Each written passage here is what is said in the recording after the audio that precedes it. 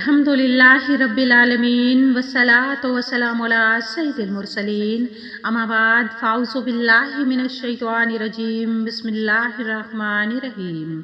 अस्सलामु अलैकुम मुअज़्ज़िज़ नाज़रीन, आज की इस बाबरकत वीडियो में हम बात करेंगे एक ऐसे महीने की जो रहमतों, बरकतों और मग़फ़िरत से भरपूर है, और वो महीना है रजब का, और ख़ास तौर पर रजब के पहले जुमा का एक ऐसा वजीफ़ा जो अगर खुलूस नियत से किया जाए तो इंशाअल्लाह रिज़्क़ के दरवाजे खुलते हैं, मुश्किलात आसान होती हैं, दुआएं कबूल होती हैं और दिलों को सुकून नसीब होता है। तो वीडियो को आखिर तक जरूर देखिएगा, क्योंकि आखिर में एक ऐसी दुआ भी होगी जो बहुत कम लोग जानते हैं।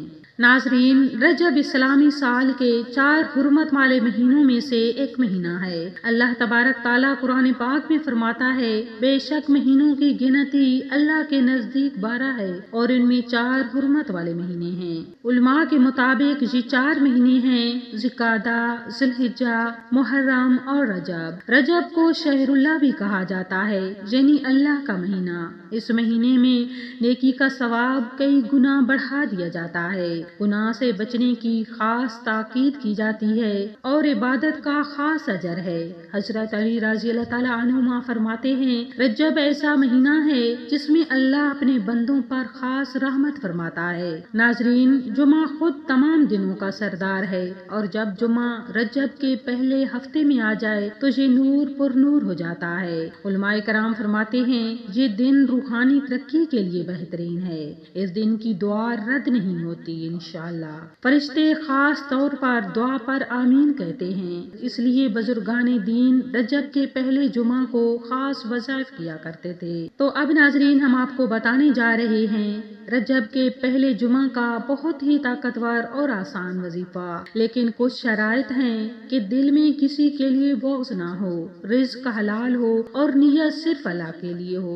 तो आप वजीफा का सही वक्त और तरीक़ाकार नोट फरमा लीजिए। तो इस वजीफा के लिए वक्त है नमाज जुमा के बाद या मगरिब के बाद। अगर आप नमाज तहज्जुद अदा करते हैं तो उस वक्त अगर आप इस अमल को करते हैं तो सोने पर सुहागा होगा। तो नाजरीन, इसके लिए आपने करना इस तरह है कि सबसे पहले बावुज़ू हो जाना है, 2 रकात नमाज नफल अदा करने हैं। नफल की नियत ये करें, या अल्लाह मैं ये नफल रजब की बरकत के लिए अदा करता हूँ या करती हूँ। नमाज के बाद 11 मरतबा दरूद इब्राहिमी पढ़ें और फिर उसके बाद 100 मरतबा ये वाला इस्तग़फ़ार पढ़ें, अस्तग़फ़िरुल्लाहल्लज़ी ला इलाहा इल्ला हुवल हय्युल क़य्यूम व अतूबु इलैह। और फिर उसके बाद 100 मरतबा अल्लाह तबारक ताला के ये 3 अस्माए मुबारका पढ़ें, या अल्लाह हो, या रहमान हो, या रहीम हो। और फिर 41 मरतबा या गनीजो या मुगनीजो। और फिर आखिर में 11 बार दरूद पाक पढ़ें जो शुरू में पढ़ा था। दोनों हाथ उठाएं और अपने दिल की हर हाजत अल्लाह के सामने रख दें। अगर आप रिज़्क़ चाहते हैं तो रिज़्क़ के लिए दुआ करें। अगर आप शादी के ख्वाहिशमंद हैं, अच्छा रिश्ता चाहते हैं तो उसके लिए दुआ करें। अगर आप औलाद चाहते हैं,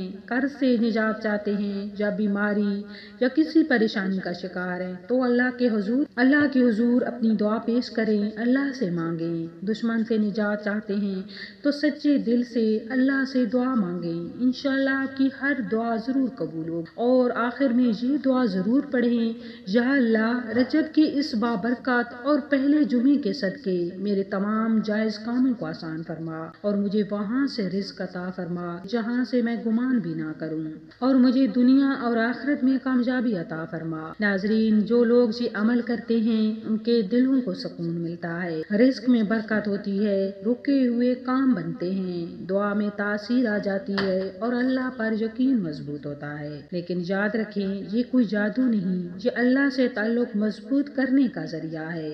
वजीफे को आजमाइश ना बनाएं, जल्दी नतीजा ना मांगे।